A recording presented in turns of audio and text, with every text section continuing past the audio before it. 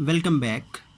अच्छा तो real life example पे जाने से पहले काफ़ी ज़्यादा चीज़ें आप कहते होंगे मैं भी रियल लाइफ एग्जांपल पे नहीं जा रहा, लेकिन मैं ख़ुद चाह रहा हूँ कि काफ़ी ज़्यादा चीज़ें मेरे जहन में जो आती हैं, जो हमने उधर लैब्स में पढ़ी होती हैं, हम डिफरेंट टास्क करते हैं।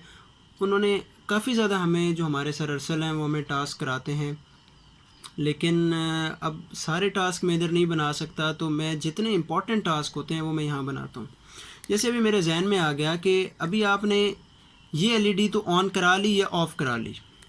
तो अगर आप चाहते हैं कि ये एलईडी अगर आपके पास ऑफ़ हो, तो यहाँ पे आप एक एलईडी लगाएं जो कि ऑन हो, यानी ये दोनों आपस में रेसिप्रोकली काम करें, यानी उल्टा काम करें।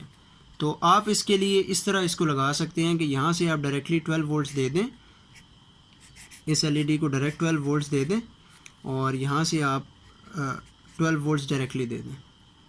तो जब यहाँ पे 0 वोल्ट्स आएंगे तो यहाँ से डायरेक्टली चले जाएंगे, और जब यहाँ पे मेरे पास 12 वोल्ट्स आएंगे तो यहाँ पे भी 12 वोल्ट्स होंगे और एलईडी नहीं चलेगी। तो उम्मीद करता हूँ ये आपको बात समझ आ गई होगी, आप इस तरह इसको कंट्रोल कर सकते हैं। तो ये आप फ़िलहाल इसको मिटा दें। ये मैंने आपको जस्ट आपका जहन थोड़ा सा खोलने के लिए कि आप इस तरह भी इससे काम ले सकते हैं। तो अभी हम एक बल्ब को कंट्रोल करने की कोशिश करते हैं। तो यहाँ से मेरे पास ये पिन नंबर 6 आ रही थी, और पिन नंबर 6 के ऊपर मेरे पास ये रजिस्टर आ गया था, और रजिस्टर के बाद ये मेरे पास एक एलईडी आ गई थी। तो उम्मीद करता हूँ यहाँ तक तो आपको समझ आ गई होगी, पीछे सर्किट सारा सेम है। ये पिन नंबर 6 थी, ये पॉजिटिव नेगेटिव 7 थी, और ये 4 थी। ये मुझे बताने की भी ज़रूरत नहीं है। तो ये भी हमने देख लिया। तो ये हमारे पास यहाँ तक सर्किट ओके हो गया था, ये एलईडी थी।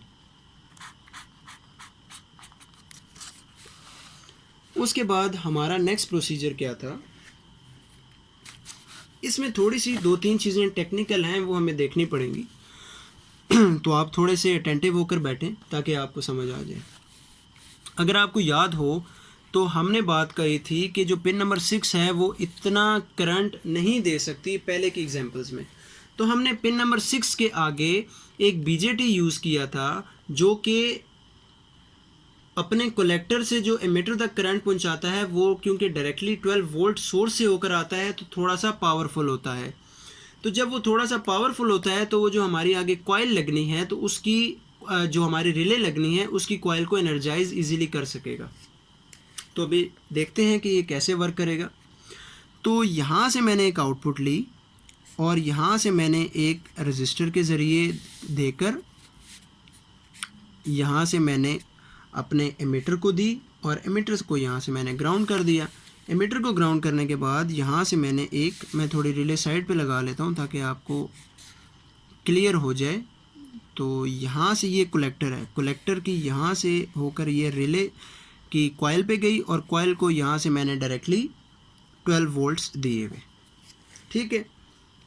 और ये इसका कॉमन पॉइंट था। कॉमन के बाद ये नॉर्मली ओपन है, ये नॉर्मली क्लोज़ है, और ये नॉर्मली ओपन है। तो मैंने नॉर्मली ओपन पॉइंट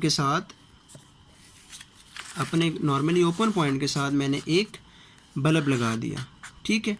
और यहाँ से बल्ब को मैंने दूसरे पॉइंट को मैंने न्यूट्रल दिया। याद रखें, न्यूट्रल, हमने न्यूट्रल देना है दूसरे पॉइंट को, क्योंकि कॉमन पे तो हमने 220 वोल्ट्स दिए हुए हैं, और दूसरी साइड से न्यूट्रल होगा तो सर्किट कंप्लीट होगा। और यहाँ पर हमने एक रजिस्टर लगाया हुआ था 1K का।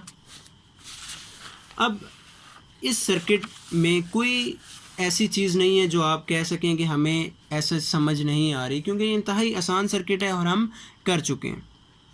लेकिन इसमें टेक्निकल चीज़ क्या है कि जब हमारे पास एलईडी ऑफ होती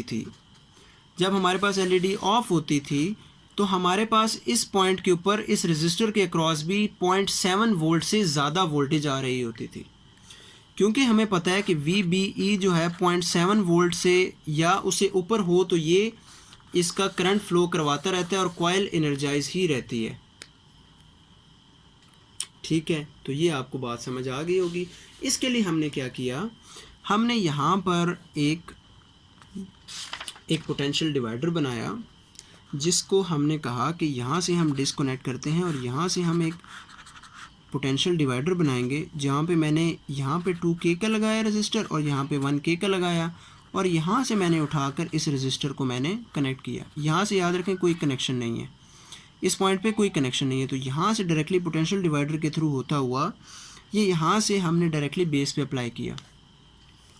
तो अब जब भी मैं IR ट्रांसमीटर में लेकर आता था, मेरे पास ये LED ऑन होती थी। ये LED जैसे ही मेरे पास ऑन होती थी, पोटेंशियल डिवाइडर के थ्रू मेरे पास यहाँ से रिले जो होती है वो एनर्जाइज होकर मेरे पास ये बल्ब ऑन हो जाता है। तो इसमें कोई इतनी टेक्निकल चीज़ नहीं है, आप इसको करें। मैंने एक डेमोन्स्ट्रेशन भी बनाई है जिसमें मैंने एक डायरेक्टली नॉर्मली ओपन के साथ कनेक्ट की है बल्ब, और एक मैंने नॉर्मली क्लोज के साथ भी कनेक्ट की है। ये नॉर्मली मेरे पास ओपन है, तो मैंने एक नॉर्मली क्लोज के साथ भी कनेक्ट की है, जो कि बल्ब हर वक्त ऑन रहता है। और जब मैं उसके आगे IR ट्रांसमीटर को मैं रिसीवर के ऊपर सामने लेकर आता हूँ, तो मेरे पास जो नॉर्मली ओपन वाला बल्ब है वो मेरे पास ऑन हो जाता है, क्योंकि कॉइल एनर्जाइज होती है। तो मेरे पास नॉर्मली क्लोज वाला नॉर्मली ओपन पे जाता है और यहाँ से मेरे पास सर्किट कंप्लीट हो जाता है। तो मैं उम्मीद करता हूँ ये आपको समझ आ गई होगी बात, कि हम किस तरह IR रिमोट जो है अपने घर में बना सकते हैं। अगर आप नहीं भी बनाना चाहते तो आपको एक आध कम से कम लॉजिक समझ आ गई होगी कि IR जो रिमोट्स हैं वो कैसे काम करते हैं। तो मैं साथ वो वीडियो का क्लिप भी ऐड कर दूंगा, जिससे आपको काफ़ी ज़्यादा इंटरेस्टिंग लगेगा कि हम लोग ये जो सर्किट्स पढ़ रहे हैं वाकई रियल लाइफ में भी वैसे ही इम्प्लीमेंट होते हैं।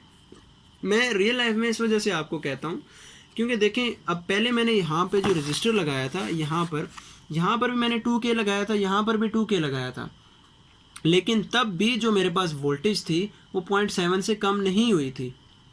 तो फिर मुझे यहाँ पर इसके पैरेलल में मैंने एक और रजिस्टर लगा दिया 2K का, तो जिसकी वजह से उसकी रेजिस्टेंस 1K हो गई और उस सूरत में ये अच्छा वर्क करना शुरू हो गया। तो प्रैक्टिकल करने से ये होता है कि आपको काफ़ी ज़्यादा चीज़ें जो हैं वो क्लियर होती हैं। अच्छा, तो